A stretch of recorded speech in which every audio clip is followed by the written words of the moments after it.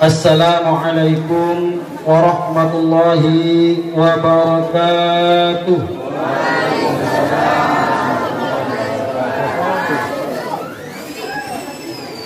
Alhamdulillah, wassalatu wassalamu ala rasulillah wa ala alihi wa sahbihi wa man walah, wa la hawla wa la quwwata illa billah.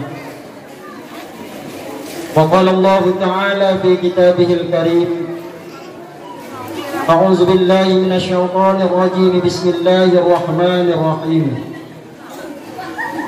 Duribat 'alaihim ad-dillatu aynama thuqifu illa bihablin minallah wa hablin minan nas.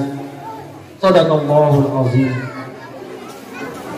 Yang sama-sama kita hormati dan yang kita muliakan Bapak Camat Alas, kemudian yang sama-sama kita hormati Ibu Ketua Tim Penggerak PKK Kecamatan yang selalu setia mendampingi Bapak Camat dalam hal melaksanakan dan menjalankan tugas. Kemudian yang saya hormati Bapak Kepala Desa Marinte beserta seluruh perangkat desa yang sempat hadir pada malam hari ini. Kemudian yang saya hormati Ketua BPD beserta anggota. Kemudian yang saya hormati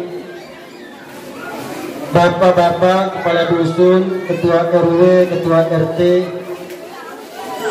para guru, para alim ulama,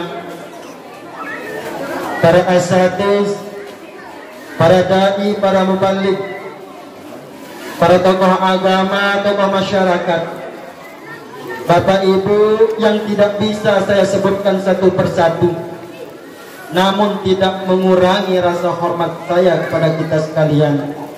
Singkatnya, hadirin hadirat jamaah halal bihalal yang sama-sama dirahmati dan dimuliakan oleh Allah Subhanahu wa ta'ala. Kita selaku hamba Allah yang beriman,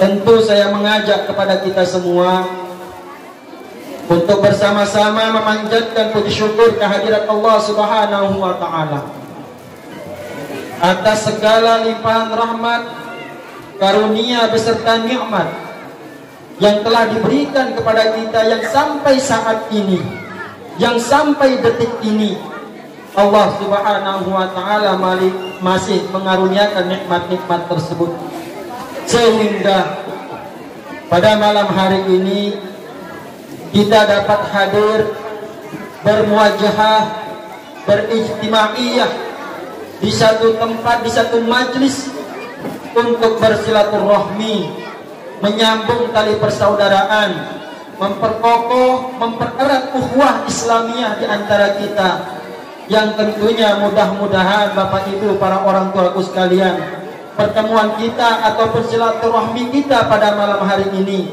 mendatangkan keberkahan dan kebaikan bagi kita semua. Amin ya rabbal alamin. Dan mudah-mudahan juga dengan kesyukuran kita Bapak Ibu, Allah Subhanahu wa ta'ala menjadikan kita sebagai abdan syakura, hamba-hamba Allah yang pandai bersyukur. Karena Rasulullah SAW, Bapak Ibu para jamaah, pernah bersabda, manatul barakah asyukru ala nikmah. Letak keberkahan di dalam kehidupan kita itu ada pada sikap kesyukuran kita di dalam hal menerima nikmat pemberian Allah Subhanahu wa ta'ala kepada kita. Nah, yang namanya keberkahan itu kalau kata para alim ulama, ziyadul khair, bertambahnya kebaikan. Yang artinya Bapak Ibu para jamaah orang tuaku sekalian, kalau kita menginginkan kebaikan baik bagi diri pribadi, bagi keluarga, bagi masyarakat kita, itu terletak pada sikap kesyukuran kita kepada Allah Subhanahu wa ta'ala. Maka termasuk kita melaksanakan kegiatan halal bihalal pada malam hari ini adalah bagian daripada rasa kesyukuran kita atas nikmat Allah. Apa kata Allah? Fa bi ni'mati rabbika fahaddits. Atas nikmat yang telah diberikan kepada kalian, kata Allah, fahaddits, hendaknya kalian tampakkan nikmat tersebut.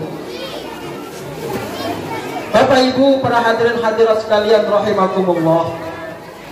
Kemudian selanjutnya salawat beserta salam tak lupa untuk kita haturkan pula kepada junjungan alam Nabi besar Muhammad sallallahu alaihi wasallam dengan ucapan Allahumma salli ala sayyidina Muhammad wa ala ali sayyidina Muhammad. Mudah-mudahan dengan sebab kita bersolawat dan bersalam pada malam hari ini, Bapak Ibu para jamaah, ini menjadikan kita semua yang hadir pada malam hari ini tergolong sebagai umat beliau, mendapatkan pengakuan dari beliau, kemudian nanti pada masanya kita mendapatkan pertolongan serta syafaatnya. Amin ya rabbal alamin. Karena Bapak Ibu para jamaah, di dalam Al-Quran Allah Subhanahu wa ta'ala pernah berfirman, yauma yafirrul mar'u min akhihi wa sahibatihi wa banihi likulli imri'in minhum yawma idzin sya'nu yughni. Nanti pada hari kiamat saudara akan meninggalkan saudaranya, orang tua akan meninggalkan anaknya, suami akan meninggalkan istrinya. Pada hari itu orang akan sibuk dengan urusannya masing-masing. Tidak ada yang saling urus, tidak ada yang saling pikir. Maka dalam kondisi yang semacam itu, kemana kita akan mencari bantuan kira-kira? Kalau saat ini enak Bapak Ibu para jamaah, kalau sekiranya kita mengalami satu kesulitan, satu kesusahan di dalam hidup kita, maka ada keluarga kita tempat kita meminta bantu, ada tetangga kita tempat kita meminta tolong, ada warga masyarakat kita juga tempat kita minta tolong. Tapi kalau nanti tidak ada yang saling peduli satu dengan yang lain, maka dalam kondisi yang seperti itu hanya sosok Rasulullah Sallallahu Alaihi Wasallam lah yang kita dapat harapkan untuk mendapatkan pertolongan dan syafaatnya. Nah, oleh karena itu kata para alim ulama, jalannya supaya kita mendapatkan pertolongan Rasulullah yaitu dengan rajin-rajinlah, banyak-banyaklah membaca sholawat kepada Rasul. Karena Bapak Ibu para hadirin hadirat sekalian, ada di dalam satu riwayat tentang bagaimana hebatnya yang namanya sholawat beserta salam, yang dimana manfaatnya, faedahnya tidak hanya kembali kepada diri kita, tidak hanya dengan berkat sholawat dan salam itu akan menghilangkan, menghapus, membersihkan dosa kita, juga itu dapat bermanfaat untuk menghapus dosa dari kedua orang tua kita. Kenapa demikian? Karena ada satu orang malaikat yang sengaja diciptakan oleh Allah, yang ditugaskan untuk menerima dan melaporkan kepada Rasulullah siapa dari umatnya yang bersolawat kepada beliau. Seandainya kita warga masyarakat yang ada di Dusun Berut ini, Desa Marente ini, bersolawat dan bersalam entah di rumah kita masing-masing, di musala, di masjid, atau di mana saja, maka itu akan dihantarkan oleh malaikat rahmat, diterima oleh malaikat hafiz, yaitu yang menjaga makam Rasulullah, yang bertugas menerima solawat dan salam kepada Rasulullah, lalu menyampaikan, ya Rasul, ini solawat dan salam yang dikirim oleh umatmu yang bernama Bulan bin Bulan. Artinya, kalau saya umpamanya kebetulan nama bapak saya adalah Jamil, Irwan bin Jamil. Artinya tidak hanya kita yang dikenal, termasuk juga kedua orang tua kita pun dikenal oleh Rasulullah Shallallahu Alaihi Wasallam, sehingga sama-sama nanti pada yaumil qiyamah akan mendapatkan syafaat. Nah, Bapak Ibu para jamaah yang dirahmati oleh Allah Subhanahu wa taala. Nah, sebelum lebih lanjut saya menyampaikan tausiah pada malam hari ini. Terlebih dahulu saya menyampaikan salam takzim, salam hormat dari pimpinan Pondok Pesantren Tahfizul Quran Rahmatan lil Alamin Desa Gontar Baru, yang juga bersamaan saat ini masih menjabat sebagai kepala desa di Gontar Baru, yaitu Ustaz Arifin.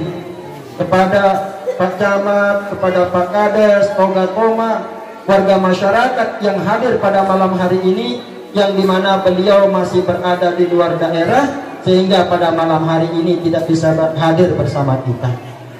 Nah, Bapak Ibu para jamaah rahimakumullah, kira-kira Pak Kades berapa lama waktu saya?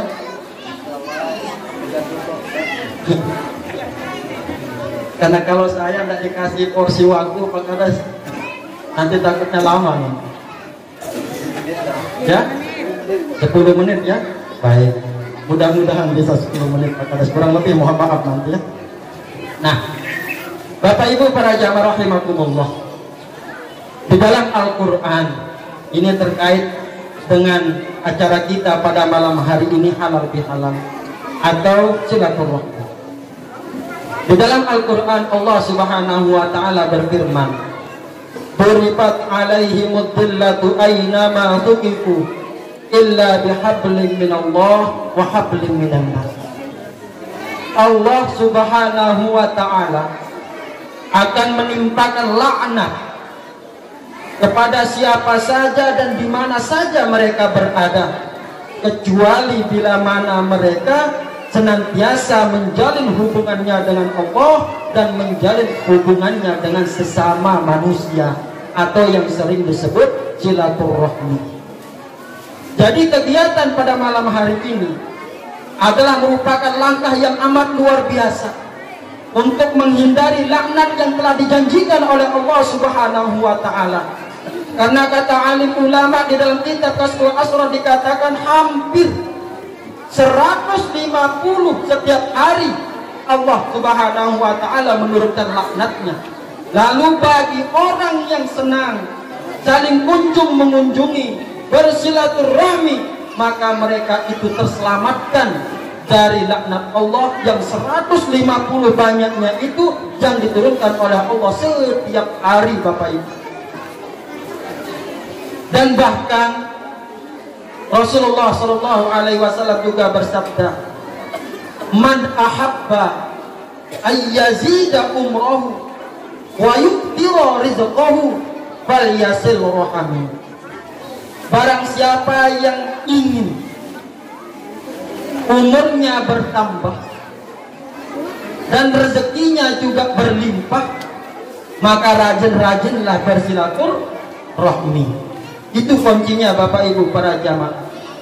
Karena kalau kita berdiam diri di rumah, tidak melakukan pergerakan, tidak pernah menjalin hubungan sosial dengan keluarga, dengan masyarakat, dengan tetangga, maka niscaya di dalam kehidupan orang itu tidak ada keberkahan.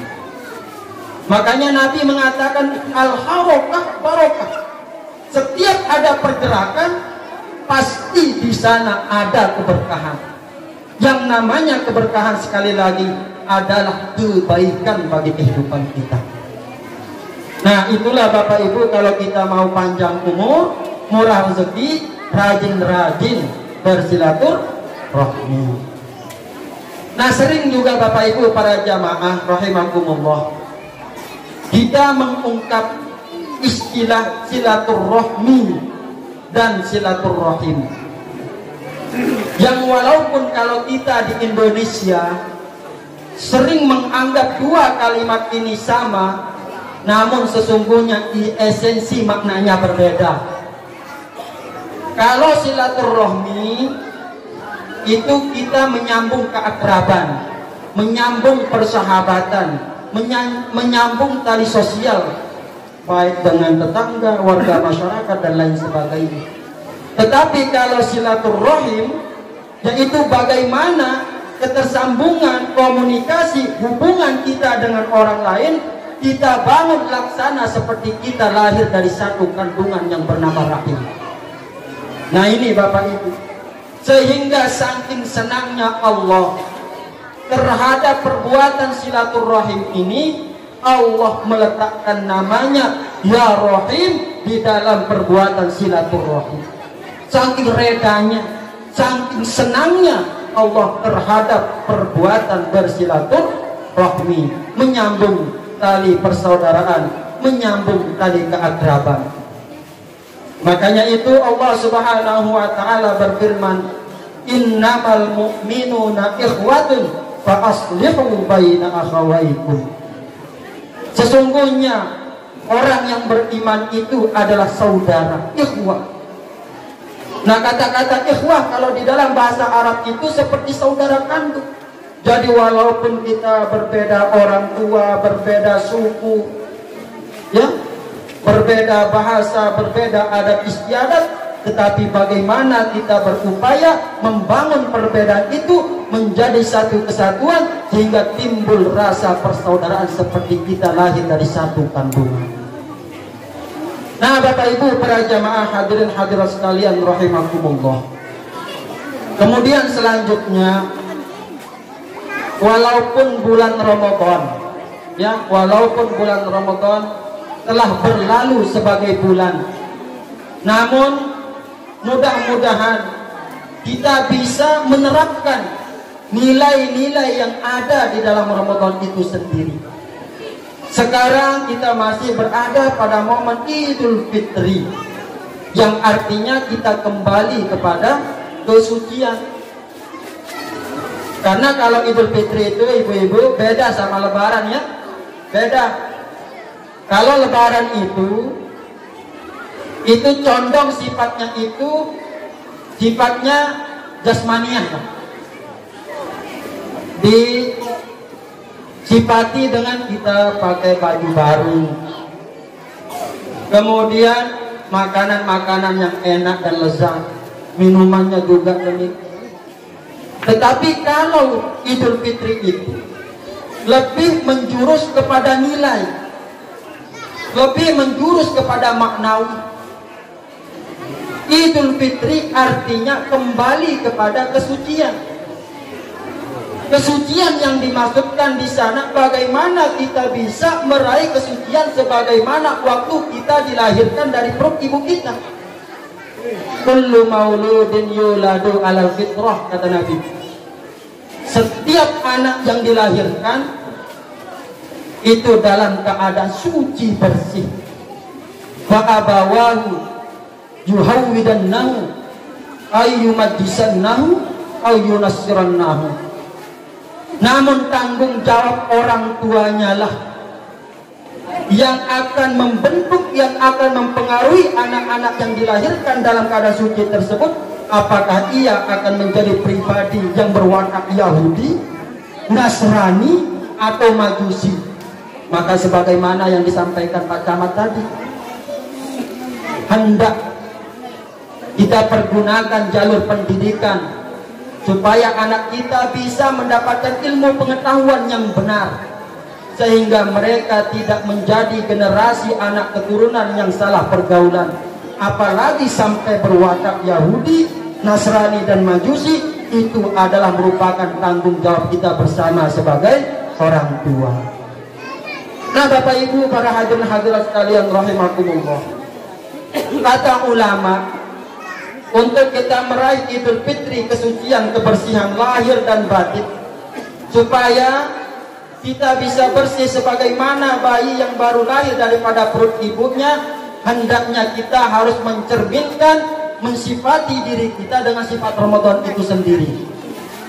Nah ini Bapak Ibu, makanya saya sampaikan, meskipun Ramadan sudah berlalu, sudah lewat secara bulan, namun jangan sampai nilai-nilainya itu kita tinggalkan. Karena memang Ramadan itulah merupakan langkah utama, kata ulama, untuk bisa meraih Idul Fitri. Mana itu? Ramadan itu ibu-ibu dia memiliki 5 huruf. Nah ini kiat-kiatnya kata ulama. Pertama ro, kedua mim, kedua bod, ketiga bod, keempat alif, dan yang kelima adalah nun. Nah ini yang 5 huruf ini harus menjadi sifat kita. Apa itu roh yang merupakan huruf pertama dari Ramadan? Rahimun. Harus kita punya sifat kasih dan sayang kepada makhluk Allah. Tidak hanya kepada sesama manusia, tidak hanya kepada yang sesama agama. Siapa saja yang bila mana dia ada titelnya sebagai makhluk Allah, kita wajib berkasih sayang. Karena Allah Subhanahu wa ta'ala pernah menyampaikan, innallaha rahimun yuhibbur ruhamah. Sesungguhnya Allah memiliki sifat kasih sayang dan mencintai hamba-hambanya yang punya sifat kasih sayang. Bahkan di hadis yang lain juga Bapak Ibu, Rasulullah juga menjelaskan, ar-rahimuna yarhamuhumur rahman, irhamu man fil ardi yarhamukum man fis sama. Allah zat yang maha penyayang sangat cinta kepada hambanya yang memiliki sifat kasih sayang. Maka berkasih sayanglah kalian kepada makhluk Allah yang ada di muka bumi, maka niscaya kalian akan mendapatkan kasih sayang dari semua penduduk yang ada di langit. Nah ini Bapak Ibu para jamaah rahimakumullah. Makanya ada satu kisah ini tentang bagaimana hebatnya kita punya sifat kasih sayang. Di dalam kitab Uskuriyah ada kitab tipis. Di situ diceritakan dulu semasa hidupnya Sayyidina Umar pernah membeli seekor burung kecil dari seorang anak kecil. Kebetulan anak kecil ini dia yang namanya anak kecil Bapak Ibu kurang akalnya, pikirannya, dia genggam sekuat-kuatnya kecil burung itu. Akhirnya Sayyidina Umar melihat seolah-olah burung itu merasa sakit dan meminta tolong. Maka Sayyidina Umar menawarkan kepada anak, wahai anakku, maukah engkau menjual burung itu kepadaku dengan harga sekian? Yang namanya anak-anak kalau melihat uang yang cukup banyak pasti bilang mau. Akhirnya diberikanlah burung tersebut kepada Sayyidina Umar, lalu kemudian Sayyidina Umar melepaskannya, membebaskannya. Sehingga singkat cerita Bapak Ibu para jamaah, ketika Sayyidina Umar meninggal dunia, maka seluruh para sahabat yang ada di Madinah pada saat itu bermimpi berjumpa dengan Sayyidina Umar.